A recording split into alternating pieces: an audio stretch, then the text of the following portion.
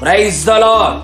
సర్వయుగములలో సజీవుడైన యేసుక్రీస్తు నామములో మీ అందరికీ సర్వ విషయములలో మేలులు కలుగునుగాక. ఈ దినపు యేసయ్య జీవపు మాట ఇర్మియా ప్రవచన గ్రంథం 36వ అధ్యాయం 8వ వాక్య భాగము. యెహోవా మాటలన్నిటినీ యెహోవా మందిరములో చదివి వినిపించెను.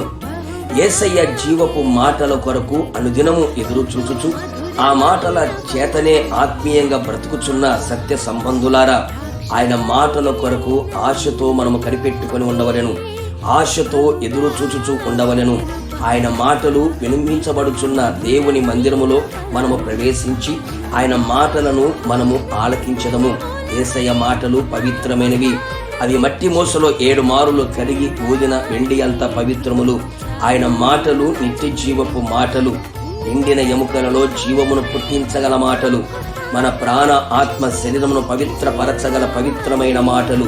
ఎండిపోయిన జీవితాలలో, నిరాశ వలయములో ఉన్న బ్రతుకులలో, నాశనమైన జీవితాలలో యేసయ్య మాటలు జీవమును పుట్టించి ఆశలు చిగురింపచేసి బ్రతుకులో ఆశను పుట్టించగలిగిన మాటలు. మన తప్పిదములను, మన పొరపాటులను మనకు తెలియపరిచి మనలను సరైన మార్గమును నడిపించుచు మనకు పవిత్రమైన జీవితమును ఇవ్వగల మాటలు. ఈ లోక మాలిన్యం మనకు అంటకుండా ఎలా ఆత్మీయ జీవితములో బ్రతకాలో, నడిపించబడాలో ఆయన బోధించి మన మార్గముల విషయమై మనల్ని నడిపించే మాటలు. మనం ఆశీర్వాదకరముగా జీవించున్నట్లు, అనేకులకు దీవెనకరముగా మారునట్లు మన స్థితిగతులను మార్చివేసే మాటలు. ఈ లోకము శాశ్వతము కాదు అని, మనకు శాశ్వతమైన రాజ్యము పరమున ఉందని, ఆయన రాకడ కొరకు మనల్ని సిద్ధపరిచే మాటలు. మనము ఎవరిమో, మనము ఏమై ఉన్నామో, మనం ఎవరి కొరకు బ్రతకాలో తెలియపరిచే మాటలు. మన ఆత్మ ప్రాణ శరీరమునకు అవసరమైన, ప్రయోజనకరమైన, విలువైన, అమూల్యమైన మాటలు దేవుని మందిరములో వినిపించబడును. దేవుని ప్రతినిధి, సంఘ కాపరి నోట ఆయన మాటలు ఉంచి వాటన్నిటిని మనకు తెలియచేయును.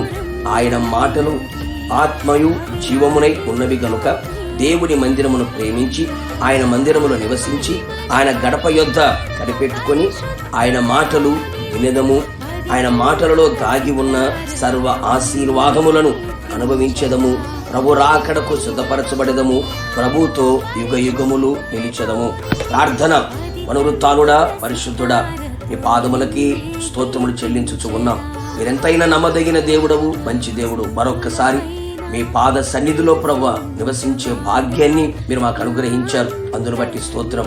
మీ మందిరములో మీ మాటలు వినబడుచు ఉండగా మీ పవిత్రమైన మాటలు, నిత్య జీవాన్ని కలుగు చేయగలిగిన మాటలు, రాకడకు సిద్ధపరచగలిగిన మాటలు, స్వస్థపరిచి ఆరోగ్యం ఇచ్చి బాగు చేసి ఆదరించి ధైర్యపరిచి స్థిరపరిచే బలపరిచే ఆ మాటలు మీ మందిరములో వినబడుచు ఉండగా మీ మందిరములో నాటబడిన వారమై మీ మాటలు విని మా జీవిత కాలమంతా బ్రతుకున్నట్లుగా, రాకడకు సిద్ధపడినట్లుగా మీ కృప మెండుగా నిండుగా దయచేయమని, ప్రతి ఒక్కరిని మీ మందిరములో స్థిరపరచమని, మీ మాటలు వినగల చెవులని గ్రహించగలిగిన హృదయమును అనుగ్రహించి మీ మాటలు మా చెవులలో నాటునట్లుగా, హృదయములో స్థిరపరచబడినట్లుగా, మనస్సులో ముద్రించబడినట్లుగా ఉన్నతమైన కార్యములు చేయమని యేసు నామములో అడుగుచున్నాను తండ్రి.